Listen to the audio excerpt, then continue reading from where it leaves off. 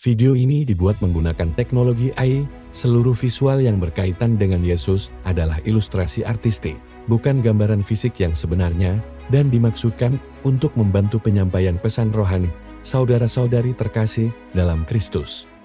Mari kita buka hati kita untuk merenungkan firman Tuhan yang luar biasa dari Injil Markus pasal 1, dimulai dari ayat 21 hingga 45. Ini adalah sebuah perjalanan yang akan membawa kita dari sinagogi di Kapernaum hingga ke tempat-tempat sunyi di mana Yesus menyentuh hati dan kehidupan banyak orang. Kisah kita dimulai di Kapernaum. Yesus dan murid-muridnya tiba di sana, dan pada hari Sabat, ia langsung masuk ke sinagogi dan mulai mengajar. Bayangkan suasana di sana. Orang-orang yang berkumpul terbiasa mendengar pengajaran dari ahli-ahli Taurat, pengajaran yang seringkali kaku dan penuh aturan, tapi hari itu, mereka mendengar sesuatu yang berbeda. Mereka takjub. Mengapa? Karena Yesus mengajar mereka sebagai orang yang berkuasa, tidak seperti ahli-ahli Taurat. Ada otoritas, ada kehidupan, ada kuasa dalam setiap kata yang keluar dari mulutnya. Otoritas ini bukan sekadar kata-kata. Tiba-tiba, di tengah-tengah pengajaran itu, seorang pria yang kerasukan roh jahat berteriak, "Apa urusanmu dengan kami, hai Yesus orang Nazaret?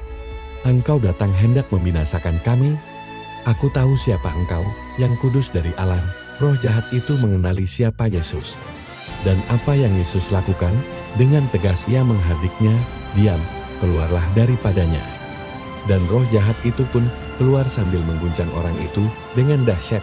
Semua orang menjadi begitu takjub dan mulai bertanya-tanya, apa ini? Suatu ajaran baru yang disertai dengan kuasa. Ia memberi perintah kepada roh-roh jahat dan mereka taat kepadanya. Kabar tentang Yesus dan kuasanya segera menyebar ke seluruh Galilea. Ini baru permulaan dari pelayanannya yang penuh kuasa. Dari sinagoge, Yesus pergi ke rumah Simon dan Andreas. Di sana, ia mendapati ibu mertua Simon Petrus terbaring sakit demam. Tanpa ragu, Yesus mendekatinya, memegang tangannya, dan membangunkannya. Seketika itu juga, demamnya hilang, dan apa yang ia lakukan setelah sembuh? Ia melayani mereka. Lihatlah. Sentuhan Yesus tidak hanya membawa kesembuhan fisik, tetapi juga memulihkan seseorang untuk kembali pada tujuan hidupnya, yaitu untuk melayani. Ketika hari mulai malam dan matahari terbenam, seluruh kota seolah tumpah ruang di depan pintu rumah itu. Mereka membawa semua orang yang sakit dan yang kerasukan setan. Seluruh penduduk Kapernaum berkumpul, dan Yesus, dengan penuh belas kasihan, ia menyembuhkan banyak orang yang menderita berbagai macam penyakit dan mengusir banyak setan. Yesus menunjukkan bahwa kuasanya tidak terbatas pada satu jenis penyakit atau satu jenis penderitaan. Kuasanya menjangkau semua orang. Pagi-pagi benar, saat hari masih gelap, Yesus bangun dan pergi ke tempat yang sunyi untuk berdoa. Ini adalah bagian yang sangat penting. Di tengah kesibukan dan popularitas yang meningkat, Yesus mencari waktu untuk menyendiri bersama Bapa. Ini adalah sumber kekuatannya. Simon dan kawan-kawannya mencari dia, dan ketika mereka menemukannya, mereka berkata, "Semua orang mencari engkau, tapi Yesus punya misi yang lebih besar." Ia berkata, "Marilah kita pergi ke kota-kota lain, supaya aku memberitakan Injil di sana juga. Karena untuk itulah, aku telah datang." Pelayanannya bukan hanya untuk satu kota, tapi untuk seluruh dunia. Dan tibalah kita pada puncak perenungan kita hari ini. Saat Yesus melanjutkan perjalanannya memberitakan Injil, seorang penderita kusta datang kepadanya. Bayangkan kondisi orang ini. Menurut hukum Yahudi, penderita kusta dianggap najis. Mereka harus diasingkan dari masyarakat, tinggal di luar perkemahan, dan jika ada orang mendekat, mereka harus berteriak, "Najis, najis." Mereka adalah orang-orang yang terbuang, terlupakan, hidup dalam isolasi total. Tidak hanya secara fisik tetapi juga sosial dan rohani. Orang ini, dengan sisa-sisa keberanian yang ia miliki, berlutut di hadapan Yesus dan memohon, "Kalau engkau mau, engkau dapat mentahirkan aku." Perhatikan kata-katanya, ia tidak meragukan kuasa Yesus. Ia tahu Yesus bisa. Pertanyaannya adalah, apakah engkau mau? Ini adalah seruan hati yang putus asa, sebuah pertanyaan yang mungkin sering kita tanyakan kepada Tuhan di tengah penderitaan kita. "Tuhan, aku tahu engkau bisa, tapi apakah engkau mau menolongku?" Dan apa jawaban Yesus? Markus mencatat bahwa hatinya tergerak oleh belas kasihan yang mendalam.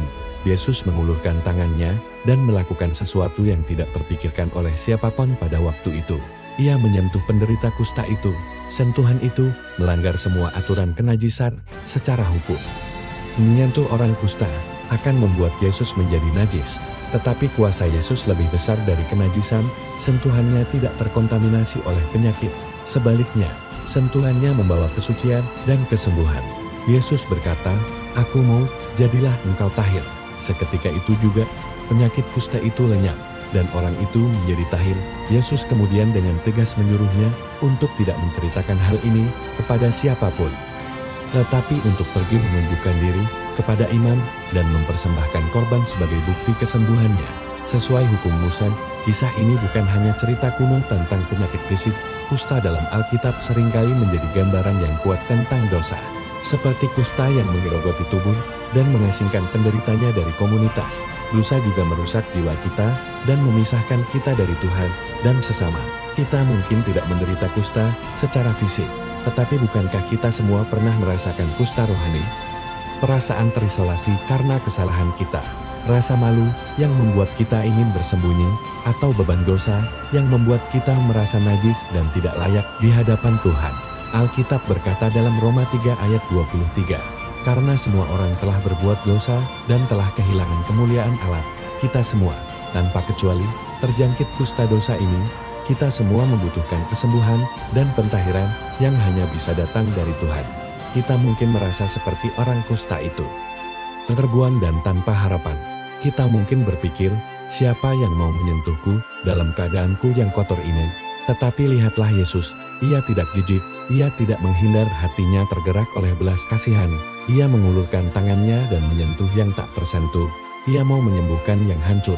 Ini adalah kabar baik bagi kita semua. Tidak peduli seberapa jauh kita jatuh, seberapa besar dosa kita, seberapa najis perasaan kita, Yesus mau menerima kita, ia mau menyentuh kita dan mentahirkan kita. Orang kusta itu datang dengan iman dan kerendahan hati, ia berlutut dan berkata, "Kalau engkau mau, yang Tuhan minta dari kita hari ini adalah hal yang sama, datanglah kepadanya apa adanya.